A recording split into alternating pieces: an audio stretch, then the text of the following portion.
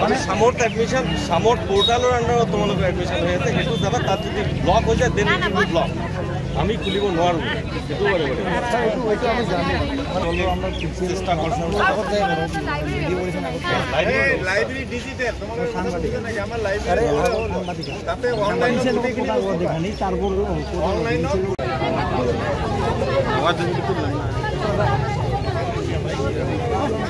কথা তো কোয়া নাই পাস করার কারণে আর্থিক অবস্থা না লাগে না হয় না স্যার আমার ব্যাগ লাগছে আমি ব্যাগ নিজে উঠাম আমি কই না এই কলেজ থেকে করব কিন্তু আমার এক্সট্রা ফিসটা কমে আছে আমি করব তো আমার নয় তো সরকারে ফ্রি করে প্রিন্সিপালে করেছে না না সরকারে ইয়ার কলেজ করি আছে হয় সরকারে নিয়োগ করে আমার ইয়েগুলো বলেছে কলেজ যা প্রিন্সিপালে ছোট এর সাথে পড়েছে এটা ঠিক আছে তো নয় করো না ফ্রি গভর্নমেন্টে করে দিছে আপনারা কি হইছে প্লেস টু মানে এসে দিবা না কিন্তু আমরা খাই আছে কম পার্সোনাল জয়তে অফার আছে হ্যাঁ বুঝছি ভালকে লাগে ইমান বড় না লাগে ইমান বড় না লাগে আরো বেশি লোক দেরি না করিবা কোন সিএম সব কো হ্যাঁ কোন সিএম আর সেম তো আমার ব্যাগ লাগিছে কলেজের পরে কইছে যে ব্যাগ লগা থাকা স্টুডেন্ট বিলাকৰ 4530 টাকা করে লাগবে কিন্তু আমি তো দুখিয়া মানুষ আমি জেনে তেনে পড়ি খাই পড়ি আসু কিন্তু আমার এত টাকা দিয়ে মানে এডমিশন হওয়ার সামর্থ্য নাই আমার সবারই এতিয়া মুখ্যমন্ত্রী কি জানাব আর শিক্ষামন্ত্রী কি আমি শিক্ষামন্ত্রী জানাব বিচাৰিছো মই প্ৰি এডমিশন কৰিব লাগিব 1 বছৰ ধৰে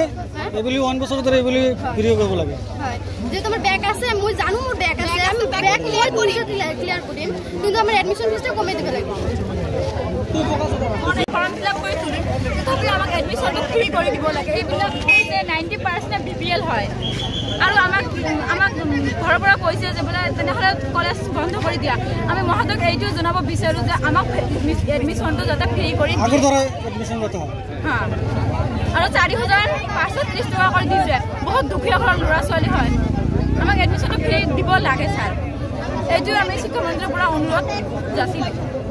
তেওঁলোকে থাৰ্ড সেমিষ্টাৰ ফিফথ সেমিষ্টাৰৰ যিখিনি বেক এৰিয়াৰ থকা ষ্টুডেণ্ট তেওঁলোকে ফ্ৰী এডমিশ্যন পাব লাগে বুলি তেওঁলোকে দাবী কৰিছে গভৰ্ণমেণ্টৰ OM মতে ৰেগুলাৰ ষ্টুডেণ্ট যিসকলৰ 75% এটেণ্ডেঞ্চ আছে আৰু কোনো ধৰণৰ প্ৰিভিয়াছ ইয়াৰত বেক নাই তেওঁলোকৰ বাবেহে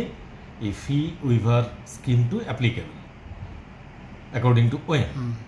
আমি সেই মৰ্মে যিখিনি ষ্টুডেণ্টে পাছ কৰা আছে তেওঁলোকৰ এডমিশ্যন ফ্ৰী কৰিছোঁ কোনো ধৰণৰ চাৰ্জ লোৱা নাই 0 rupees অকল যিখিনিয়ে ফেইল কৰিছে বা যিসকলৰ বেক আছে যিসকলে বেক ক্লিয়াৰ কৰিব পৰা নাই তেওঁলোকৰ বাবে যেহেতু গভৰ্ণমেণ্টৰ OMত নিৰ্দেশনা আছে যে এইখিনি অন পেমেণ্ট এডমিশ্যন হ'ব লাগিব পুৰাণা যেটো পেমেণ্ট সিস্টেম সেই ৰীতি অনুযায়ী তাত যেটো ফিজ আছে সেই ফি ষ্ট্ৰাকচাৰৰ পৰাও ৰেজিষ্ট্ৰেশ্যন ফিজৰ পইচাখিনি বাদ দি পেলাই যিখিনি টকা হয় বোনাফাইড যিখিনি টকা তেওঁলোকৰ পৰা তেওঁলোকক দিব লাগে বুলি আমি নোটিছ যোগে তেওঁলোকক জনাইছোঁ এতিয়া ষ্টুডেণ্টখিনিৰ যিখিনি এক্সপেণ্ডিচাৰ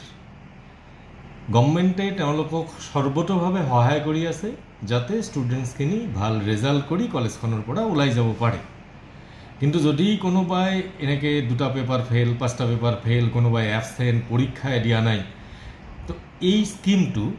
আসলতে তেওঁলোকৰ বাবে এপ্লিকেবল নহয় আজিৰ ডেটলৈকে গভৰ্ণমেণ্টে যদি OMখন চেঞ্জ কৰে